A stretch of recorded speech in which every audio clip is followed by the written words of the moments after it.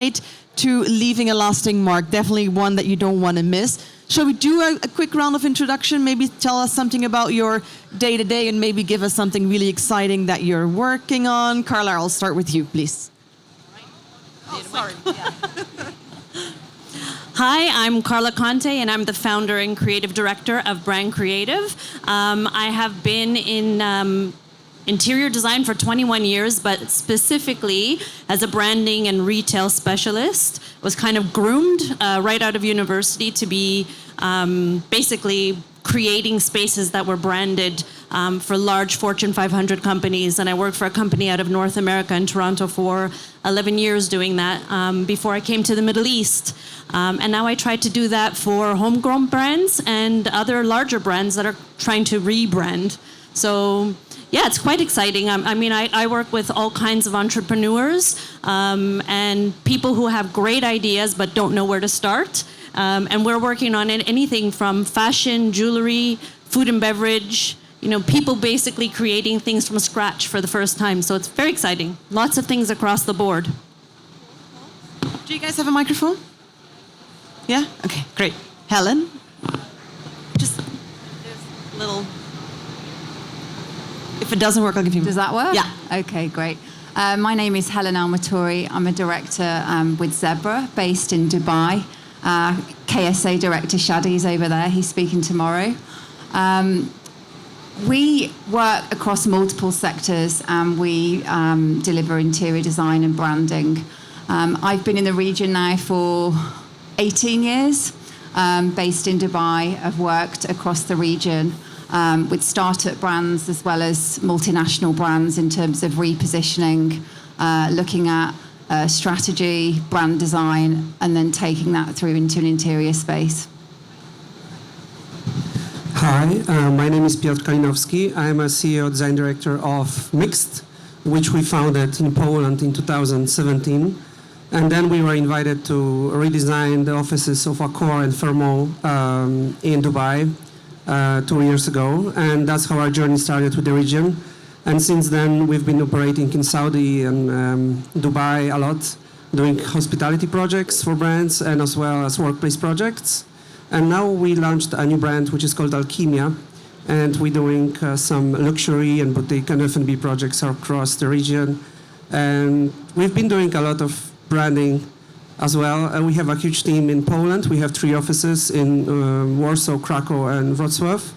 And we've been very, very busy for the past 4 years building the company together with my co-founder and working with hospitality brands and workplace brands. Many of them has been here. And our passion is to create something for brands. And I think this panel is exactly what's the most important in design. It's finding the right DNA for the brands and making it shine. And Mix this, as the name says, a mix of many things. And we explore with every client our story, unique story, and that's our approach. Really nice to be here. Thank you. Thank you for being here. Harkaran, please. Yeah, so myself, Harkaran Singh Boparai. I am based out of Delhi and we are expanding to Dubai. I'm the principal founder at Space 5. We are one of the largest studios in the country in India, and we primarily deal out of for exceptional designs with regards to mansions and private residential work.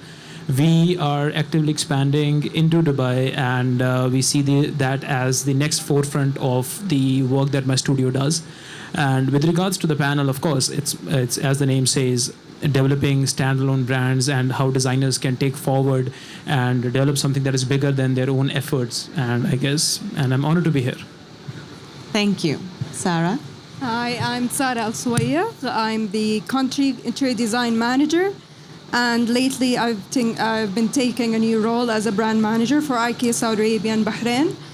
So I've been with IKEA and home furnishing retail with 11 years. So started with IKEA 2013, taking care of all the range presentation, home furnishing, and communication, visual identity, and of course branding. Branding is one of the most important aspect of each brand to make sure that the concept is live and under the certain standards. So I'm the brand keeper and the concept keeper of IKEA Saudi Arabia and Bahrain.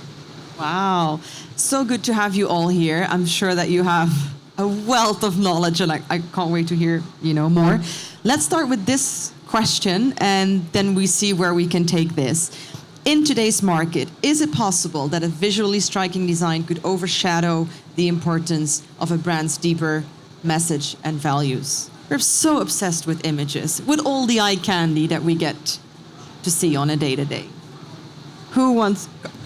I want to go first. All right. It's absolutely possible for the aesthetics to sometimes take over.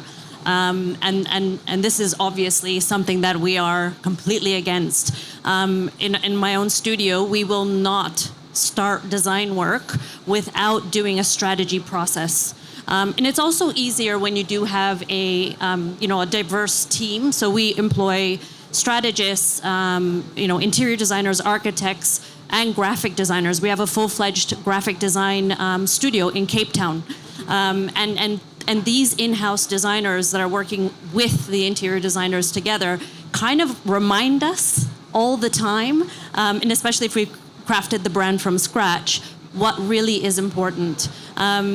And I think where we get carried away, I would say, is in the mentorship of younger designers. If your leadership is actually very strong, and you're mentoring your younger designers from an early stage and actually training them on how your studio's process is, you can't get this wrong. So where I see this mistake happening more is in interior design studios who have been probably mistakenly given that power to kind of really create and craft something without a deeper understanding of brand, positioning, essence, everything, personality, tone of voice. It's not something that is traditionally taught in interior design universities. So really, and I can say that knowing, having graduated again 21 years ago, that wasn't the case for us. There is no course, and it may have changed, and I think there is some talk of this now, but there is no single course on talking about brand and how you're actually creating a space for a particular brand. So, again, it comes down to that mentorship on kind of pushing that away and bringing the project back to that strategic definition all the time, and your leadership has to be the ones controlling it. Thank you. Helen, any thoughts? Piotr, any thoughts? I think I agree with Carla, but I'm just going back to, what is a brand? Because a brand is not a logo, a single store you can't necessarily call a brand. I think a brand is something that is a living being that needs to be nurtured from every stakeholder of that brand, actually, be it the people that work for the brand, the customers of the brand, and aesthetics is one part of it. So I think we can sometimes get caught up in the visual element of a brand. There's obviously a lot more behind it. You need to feel a brand. And if we're talking about a brand in a living environment, it's about how you feel having been in that space, in that place, on that website, whatever it may be. You need to go away feeling the essence of that brand. I have to really agree on that. There is a cohesive approach in all touch points, but I want to say what makes a brand, what's the recipe of making a brand? There is tone of voice, as you said. There is the values. I will put a lot of underline under values because that's what makes a brand timeless. So what is the values that you share with the customers that you want to target? So who are your customers? What are the shared values? And take that to the core and make sure everything happens, tackles, and it's always around these values. Once you lose this essence, the timeless value of your brand disappears within time. Once you have that core and you recruit people according to these values, and the shared values is very important to make sure that the brand is living. So as a designer, mentorship is a crucial part of it. However, adaptability is another part of it, because as a designer, when you move from a firm to another or from an office to another, you need to make sure that you abide by the brand tone of voice and brand values. So it's more about understanding who you work for, what's their tone of voice, and what's their design strategy, and learn that as part of your induction part of it. And also as a designer, if you want to create your own personal brand, understand who you are, what are your values, to make sure that this is something you want to stand out from the rest. It comes down to, I guess, Clients. So again, like I always bring it back to the strategy, and actually that is defining what the trend or what the, I hate to say trend, what the strategy really is for you, because technology, materiality, in some projects have a place and are important and can actually have relevance. And for other people, I mean, it's irrelevant. I mean, we've been very technology driven in some projects and had to really integrate, different pieces into our actual spaces and seamlessly integrate those things where it was really relevant. And in other spaces, it was really relevant to kind of negate technology. So again, that personality is helping us define, and it kind of gives a benchmark as well in how to define whether or not that project is a success. Because, and we do that. We actually come back to the drawing board and do assess our own work once it's complete and ask, as a person, as this new person that we've built together, is it actually touching on the points that were important from the beginning? And this is why aesthetics sometimes really are kind of secondary sometimes. Yes, we look at trends and we actually forecast and we do look at that, to make sure that our designs look like they're part of today. But truly, I'm still showing projects in my portfolio that are 15 years old, and to me, that's a testament to good design that is checking the box in terms of creating brands that are timeless and that are relevant. So I agree with Carla's point that, like you are showing projects 15 years hence and even today. So what is the trend is basically any good design is a trend. So I'll give an example. So we were recently hired to do, there's a real estate group who hired us to do religious old age centers. They had been in the business since 1950s. And they wanted a brand switch. They wanted us to come up with these pop-up old age centers which could put them in the new age and how relevant they are. And given the kind of, so I'm an architect, so we make buildings. What I will make will stand there for ages to come. So there is this brand of 50 years old and they want a brand switch and they want something totally new which will, bring them up and kind of make them ready for the furtherance. Now, when it comes to jotting down the trends that are driving today's legacies and everything forward, if we really, biologically cut it down, everything falls on the basic standards of good design. And, as an architect, symmetry, purism, composition, balance, those things still drive good design. And when you stick to those essentials, the pillars, as I mentioned, you end up making legacy things and which themselves end up becoming trends. Yeah, and speaking of trends, it's a very dangerous word and area. But I think usually we say to our clients that Mixed is an agency that is in between the trends and their organization. So we are like let's say, a window to trends. We are a perspective. We give selected trends that they like and we just show them the trends. But we usually, when we start working, the trends are not our main goal to achieve. We just are inspired by trends, but want to be, let's say, aligned with it, but we don't want to create something new. It's like the same when, for example, in Europe, when you have lofts and artist districts, which are usually created in very bad condition buildings, because artists are adapting the spaces and they bringing the value there, and they just building this community around it, and then luxury is coming and those prices are going higher and higher in the districts. Usually it's and then artists cannot afford it and they move somewhere else, and that's how you move towards the trends. Artists are just creating those trends, they're discovering them, and then those big brands and luxury companies, they are just coming in and they just want to, let's say, build based on that. So we are just in between the artists and the luxury guys, and we're describing to them what's the story about it. And this is a great possibility to tell, to add a small unique piece. In Mixed, we try to look for uniqueness, for something that's not been discovered yet. And we put just a small magical ingredient in the project, and usually it happens to be something that attaches to the final user, to the client, to the guest, for example, of the hotel, or to the user of the workplace, and something that attaches the communication, let's say, possibility.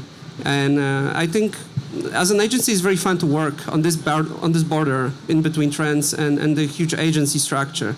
Usually we see a lot of funny stories when people see something for the first time on the presentation, and they love it, and they we implement that into the project. But before that, it was only a huge niche thing somewhere in the design community. So I think it's also a responsibility to bring good and let's say responsible things into the big structures of communities and brands, just because those small things from the market and from these experiments, these things are sometimes need to be transformed through our mixed organization. We need to translate it and make it work. For example, we've been doing a huge project for a developer, and their headquarters we inspired from the Inception movie. The whole Inception movie, as everyone usually knows the movie, we just designed a whole ceiling inspired by this tectonics of the bending cities.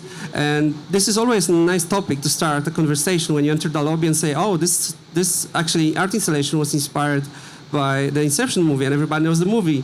So it's a natural conversation about the brand as a next step.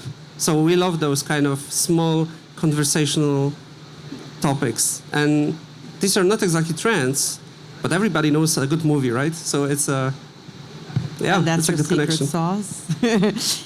I want to talk about timeless identities. We all touched about it a little bit, but I think for timeless identities, I really have to be on this side also.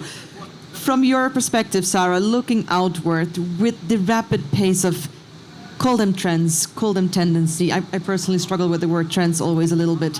Are designers sacrificing long-term brand loyalty for short-term relevance? And is that approach sustainable? Sustainable. I think I have to say trends.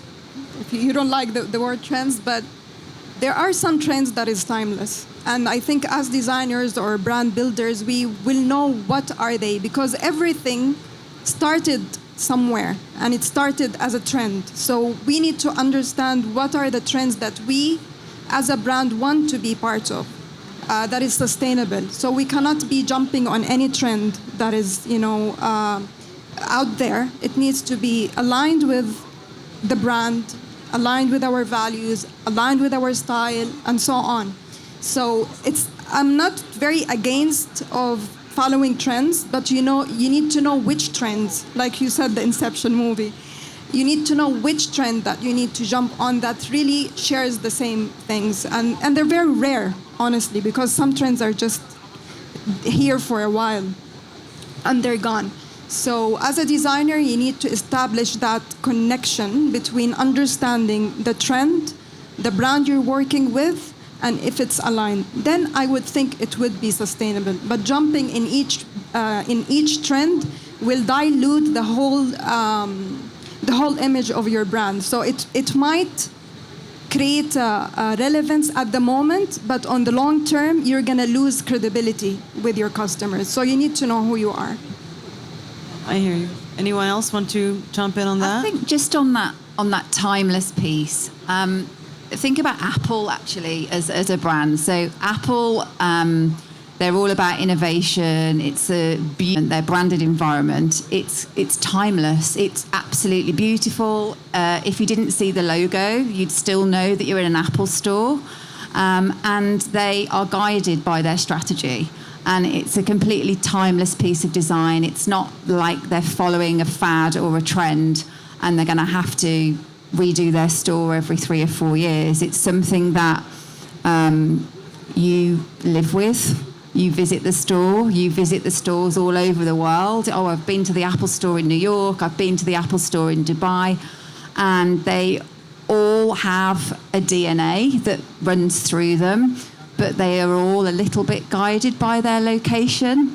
And to me, that's a really good example of timeless design that's not getting distracted by the latest trend or what another brand might be doing up the road.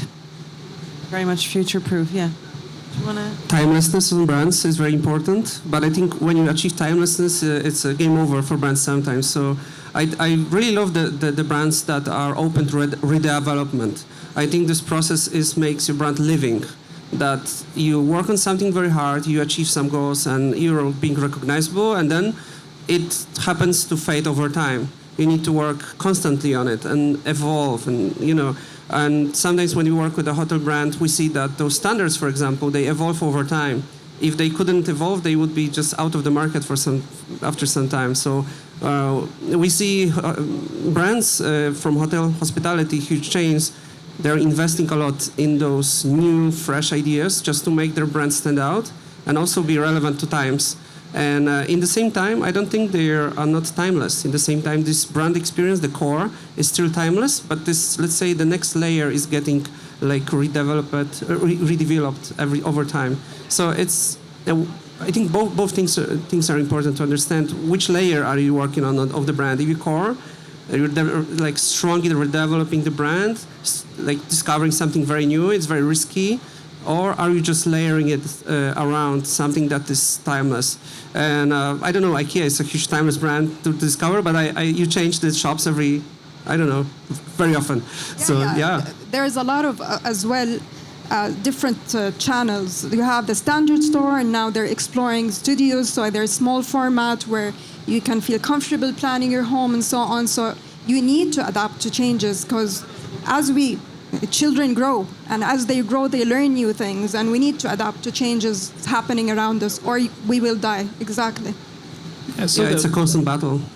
So the idea of revising the visual look of anything, let's say for IKEA stores or anything, even if the brand can stay very true to the core idea that they have, as we talked about, Apple, when you go to their stores, the experience remains standard. There is a common DNA that everything shares. But yes, again, onto your point, rewiring things out, being adaptable to the going changes. So now, for example, everybody knows Range Rover. It's a legacy British brand. It is owned by Tatas, and Tatas was started by Jamshedji Tata in 1860s. They are remaining very relevant, getting onto the new age brands, revising their visual look and identity, while still staying very true to the core idea why they started it. So, there might be a shared DNA, there might be a shared look, a shared experience, but the revision perspective, it can be very aggressive, it can be slow, but even that is pretty important to stay alive in today's world. I just wanted to bring up a point about, when we discuss timelessness, we also have to talk about innovation on the flip side. And I will say this about the Middle East.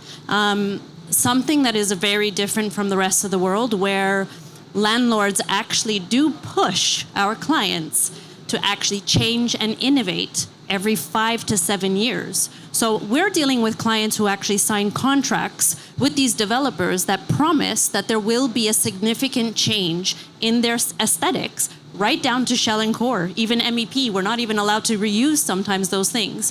And really do innovate, and every 5 years, and this started with Dubai Mall, by the way, where really those contracts are really kind of driving the fact that, yes, as branding specialists, we had to stay true to that core and that baby we created for them. But we had to be prepared for adaptability, as what Sarah was talking about before. So, every 5 years, yes, our clients are coming back to us and saying, my lease is coming up and I need to now do the next, version of my store. Where are we going with this, and what is right for us, and what actually sits true with our brand? So actually, in that one respect, it's where the Middle East has really been wonderful. I love working in this kind of environment. Absolutely, it's great for my business. Wow, you touched on Dubai Mall, you know what? And while I was preparing for this talk some time ago, it's actually a little bit of my personal frustration, but I do want to touch upon it a little bit, and then we'll open it up to the audience. I feel like wherever we go, so many shops, so many little cafes, brasseries, restaurants, they all look the same. So I prepared this question. Are we overstating the ability of designers to create truly unique brands? Or have we reached a point of diminishing returns where every brand looks and feels the same?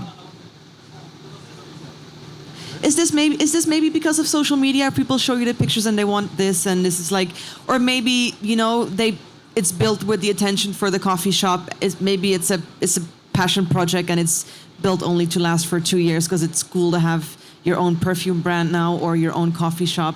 Is that the reality of things? Is that where we are at? Well, I maybe go from Dubai more like to Alula for a second, because I just went back from Alula, from Habitus, a couple of days back, and it's extremely important example of how to achieve a great brand value and brand experience just based on a really basic architecture and just connection with the environment.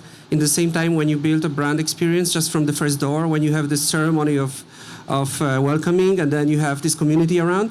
And I think for hospitality brands, even for the very, very modern and trend-setting brands, the brand is an essence, is something that sells, that brings the value to those architectural, let's say, compounds. And if without the care of the guest and experience, it couldn't be possible to build Alula Habitus. It's all about experience. It's all about being together with those people around and discovering it through the lenses of this brand. And I think it's easy to say that it looks the same as other hotels in the region, but you can easily distinguish through the lenses of experiences which hotel are you approaching. Are you in a banyan tree or are you in Habitus? It's a completely different vibe. It's the same with cafeterias. When you go in, the service should immediately do something, or you should catch the attention and tell the story of the brand with the first step. Then it doesn't really, people doesn't really care, is it a beige or red or white or whatever they see. They attach it to values that they discover through service and through communication. So it could look the same, but the brand gives it life. It's just this ingredient of life into this called aesthetics. So you're saying that the design is merely the canvas, but the big bucks should be spent on the service, on the operations? I think the service is super important, but also every channel. I think every channel should be full of your brand message. It should give you on every step. It's like you knowing each other. The first conversation is a rather safe, right?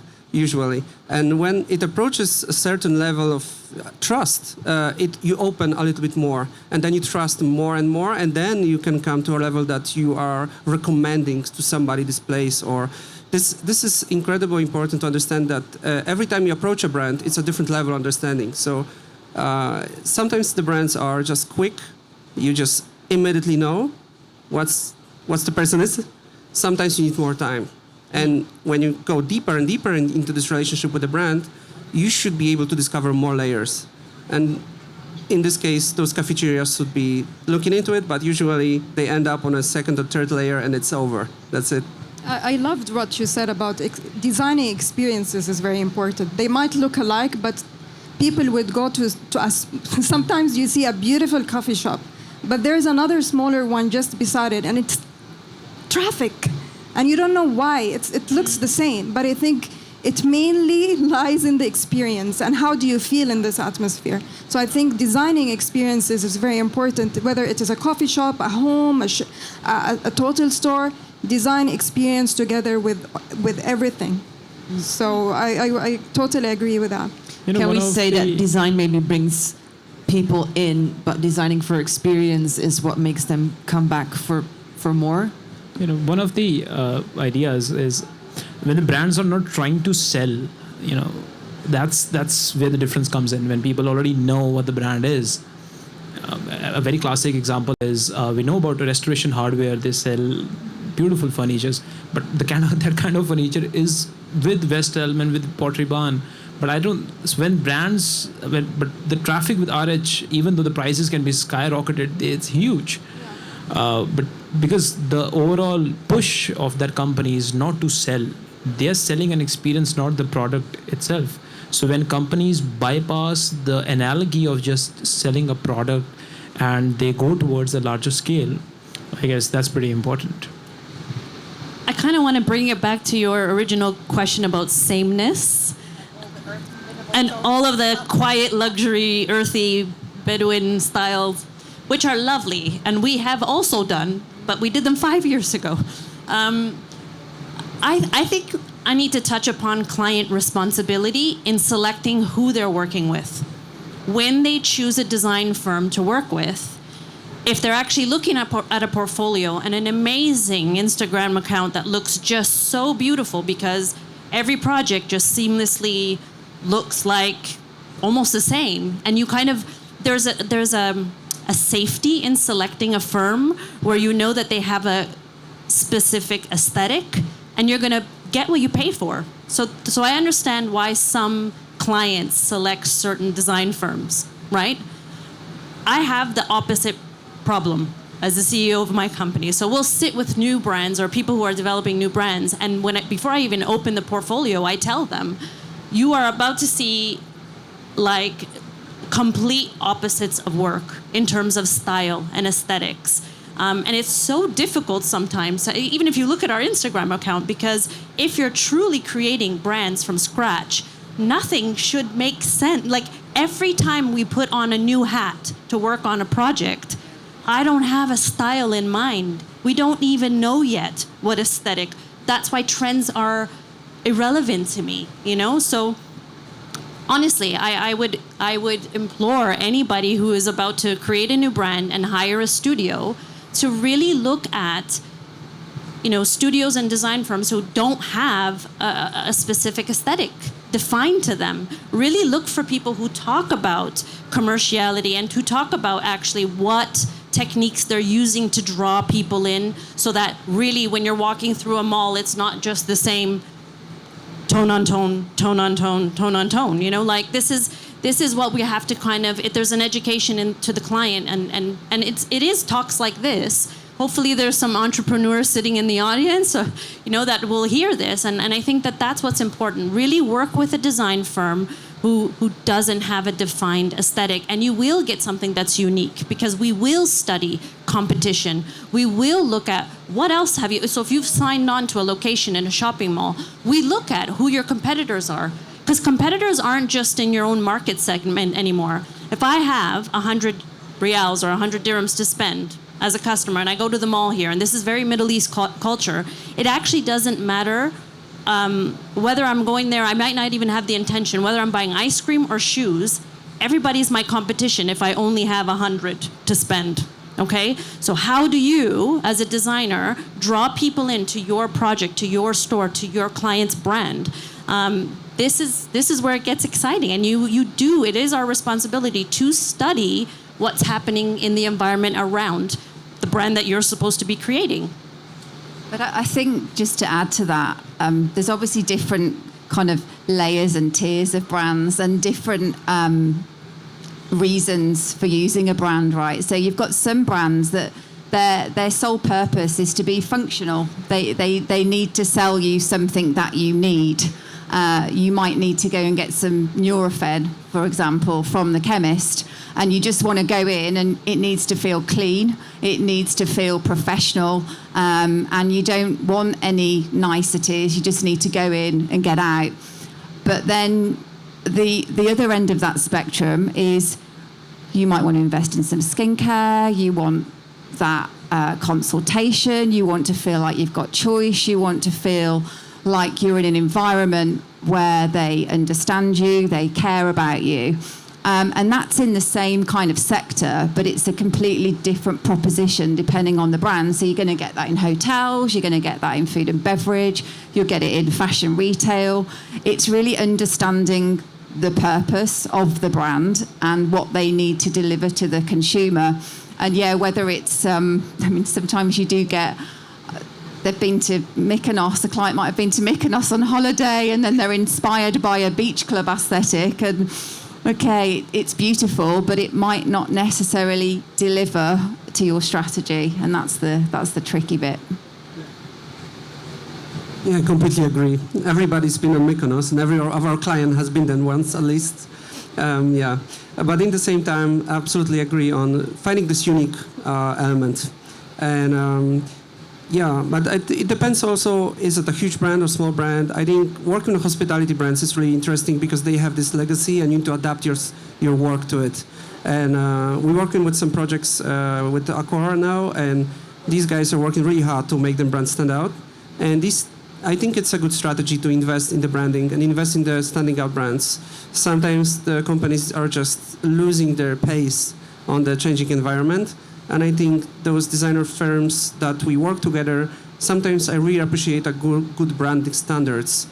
For us as an agency, it helps us to understand what's the purpose, and we can, let's say, work around it. Sometimes our clients are a bit confused with the new brands, so we need to describe them how to approach these design standards and how it will leverage their business in the future. But that's our job. We need to be professionals about it, and we need to tell them what's the reason behind it. So yeah, running an agency, a creative agency or a design firm is not an easy task. You need to be everything in the same time. But in the same time, I think branding is gluing it together for a client, because branding means value. You need to be a magician almost when I hear you guys talk about it. Let me open this up to the audience real quick before we wrap up, and let me test the waters and see who's awake. Who has questions for our panel? Yes. Hello, thanks all for your very awesome panels. But I have one very important question. I'm a creative graphic designer, but for the end user or the end customer, he doesn't understand anything about my process, whether it's for graphic or interior or whatever. So how you make the customer or the end user understand the process, that it doesn't make sense for the customer, the end customer, to have a Bedouin theme. I think the end user doesn't need to understand the process. He just the end user needs to just enjoy the product, and that's it. I mean, the process is something that happens inside. It's interesting to tell a story about it, but sometimes the end user just need to interact with the product and find his own story with it. So, for example, if you design a cafeteria, the most important thing to talk about is the cafe at the end of the day and how to serve it. Everything is around the product. So how to create a product is sometimes interesting story how to create cafe, but not to how to create the design of the cafeteria. I think for some, even in my past, I was so excited about my own work that it was for me very important for clients to understand how we approach some things. But at the end of the day, I think the goal is just for the focus on end user and his experience, and imagine his experience, what he'll be doing with this thing, what's the purpose of it, and then everything falls into place. I think unless, of course, you mentioned some kind of Bedouin experience, if there's value in explaining the heritage behind an experience or the provenance of a material or a process or an experience, then that is worth communicating. But if it's not going to enrich their experience as a consumer, they just need to enjoy it. I also think the kind of client who comes to the table with a Pinterest board already is probably not the type of client that anybody on this panel takes. So I think that all of us have described a certain level of strategic process and developing a brand from scratch. And so when somebody does come to the table, already prepared with a mood board that they want, if they're not prepared to kind of step back from themselves and let go egotistically of that idea that they may have thought was good from the beginning, they're probably not going to be the right client for us, because we do, right from the get-go, talk about strategy, and we tell them, you won't see design work. You cannot see design work until we've talked about creating this brand.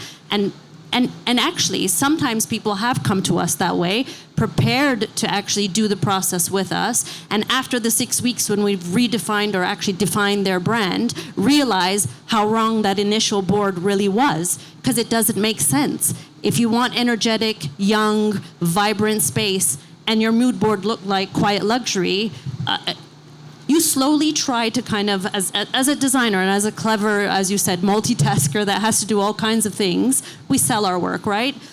They come to that natural conclusion, even themselves, that it's wrong, and that actually it's not innovative, it's not going to capture people's attention, Plagiarism comes to my mind as well, you know, and I talk about that a lot with people. You know, it's also when you're creating a brand, you have to advise your clients from a legal perspective about plagiarism, because that can happen. And with social media and access to, you know, the web and you know, people actually seeing their designs executed around the world, really it is our responsibility as designers to say, watch yourself, you know. Our project, we intend to have our project in magazines and winning awards. We need to make sure that what we're doing for you is custom, bespoke, and innovative for you and only you know. Well, I have a huge empathy for clients with Pinterest boards that they come over and show us the paint. But usually we ask the questions like, why did you choose this image? Why did you choose that image? And we try to extract from it a kind of understanding of what's going to happen in the next Pinterest board. And but it's a dangerous area. It's a love or hate, really, no? Any last question of the day before we wrap it up? Once, twice. Marina, yes. Are you missing your microphone? Is that why you're asking the question? I'm not missing, but I'm glad you have Sarah on board. So it's just more of a comment, but also a question as well. Obviously, you're all talking about crafting distinctive brand identities, and you all touch upon that. But Sarah, question for you. You know, you said that you're brand guardian, right? So protecting such a strong and iconic brand. But how do you also ensure that it's also contextually and regionally relevant? Because we have such a global influxes of so many brands, but creating that's relevant to say, okay, well, I'm in Riyadh, I'm UAE, and just on a personal note, I simply love your Ramadan issues and just catalogs that are, you know, we notice they're here. So from your side, especially when it comes to the stores, how you ensure that you communicate that brand in stores as well? Yeah, actually, it's a very good question, because we know that it's a Swedish brand, and the products, we talked about timeless, the Swedish brand, but the products is international, so everyone use it. But the spaces are different. So how you utilize it in the space. Let's say for us in Saudi Arabia, we have big homes, we have big living rooms where we bring guests in. We need to show the solution through eye care products. So we utilize the same product, yes, but it's used differently. In let's say in the US, different than Japan, different than Saudi Arabia, different. So we use the products, but the solutions is relevant to the local market. So in terms of size of rooms, size of bedrooms, kitchens, is it an L-shaped kitchen? Is it a U-shaped kitchen? What is, you know, common in Saudi Arabia? Then we cater for that need. So this is how we bring the relevance into the market. Thank you very much, Sarah. And that's a wrap for this panel, but also for today. Let's put our hands together. Thank you so much.